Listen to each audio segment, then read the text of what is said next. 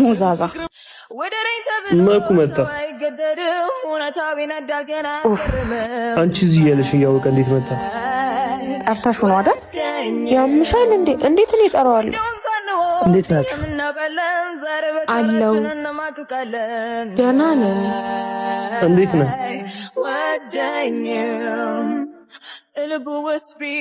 ቆይ እኔ ስለመጣው ነው ሄደችው? አይመስለኝም። ምናልባት ስራ ስላለባት ይሆናል። አረ ባላቃት ይገርመኝ ነበር። አንዴ አናግሪኝ። ምን ፈለክ? እኔ ስለመጣው ለምን እንደምትሄጂው? የኔ መኖር እኮ ለአንተ አስፈላጊ እንዳልሆነ ተናግራል። አንቺ ግን ቆይ እንዴት ሊመጣ ቻለ? አንቺ ነግረሽው ነው የመጣው? አክብሬው ይሻላል። አሁን ደግሞ እንድትሆኝ ፈለኩ። አንተ ስትፈልግ እኖራለሁ፣ አንተ ሳትፈልግ ደግሞ እሄዳለሁ። እንደዛ ነው ያው አለ አይደል? እንዳሰብከው አልሆነ። እንድለምን ነበር የፈለከው። እኔ ደግሞ እንደሱ አላደረኩም።